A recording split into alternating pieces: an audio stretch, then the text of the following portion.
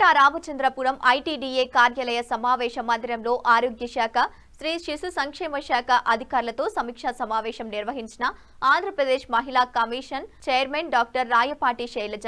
ITDA ఆరోగ్య కేంద్రాల పరిధిలో ఇటీవలే గర్భస్రావాలు జరిగిన సంఘటనలు, నివేదికలు, వివరాలను పరిశీలించారు. ఈ సమీక్షా సమావేశంలో ట్రైకాన్ chairman Boragam Srinivasu, AP sports authority director Kovvasu Jagadeeswari, ST commission సభ్యులు కాకి లక్ష్మి, పీఓ రాములు నాయక్, పీడీ శారద, జిల్లా ఆరోగ్య శాఖ అధికారి సిడిపిఓ తహసీల్దారు చలపతిరావు తదితరులు పాల్గొన్నారు.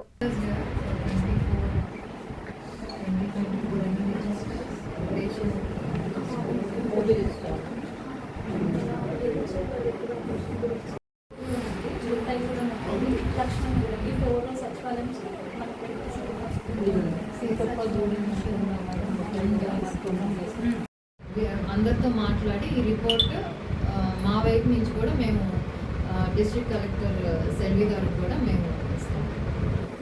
మేడం గారు, ఇప్పుడు మనకు ఐటీడీ పరిధిలోని గిరిజన ఆశ్రమ బాలికల వసతి గృహాల్లో ఏఎన్ఎం ఇదివరకు ఉండేవారు.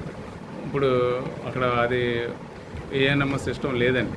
ఇప్పుడు ఏంటంటే సెలవులకి ఇంటికి వెళ్ళిన తర్వాత ఏదైనా జరిగినప్పుడు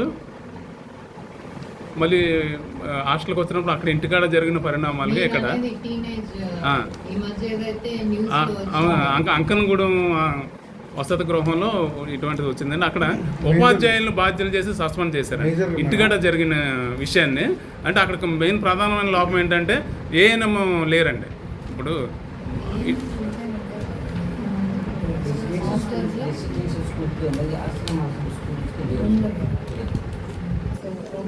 అది కనీసం అవుట్ సోర్సింగ్ కన్నా అది ఇదివరకు గతంలో ఉండేయండి, ఇప్పుడు లేవండి. మరి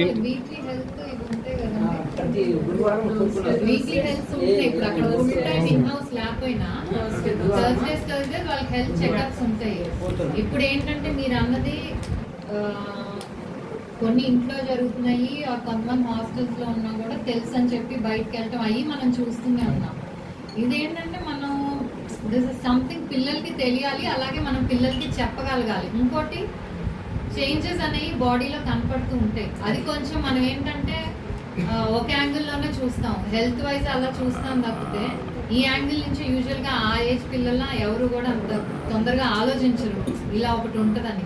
సో మేబీ అది కూడా ఒక రీజన్ అయి ఉండొచ్చు. ఎందుకంటే హెల్త్ చెకప్స్ అయితే వీక్లీ మేము ఏ రెసిడెన్షియల్ దానికి వెళ్ళినా కూడా అడుగుతున్నాం. వీక్లీ అయితే అక్కడ ఇన్ హౌస్ ల్యాబ్ అయినా వచ్చి చేసి వెళ్తున్నారు.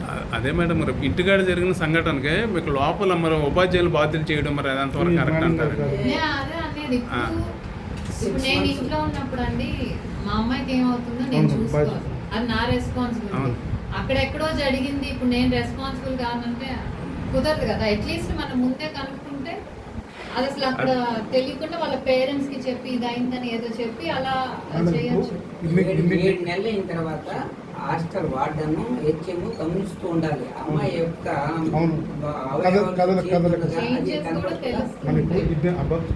కేసులు వచ్చినాయి మేడం మన దగ్గర. ఇప్పుడు అబార్షన్ కేసులో 281 కేసులు ఇప్పుడు వీటికి అంటే మేజర్గా అవ్వడానికి కారణాలు ఏంటంటే ఇప్పుడు రివ్యూ మీటింగ్లో అధికారులతో చర్చించారు. అంటే వాళ్ళు చెప్పిన రీజన్స్ ఏంటంటే అంటే ఇక్కడ లోపలికి వచ్చేసేపాటికి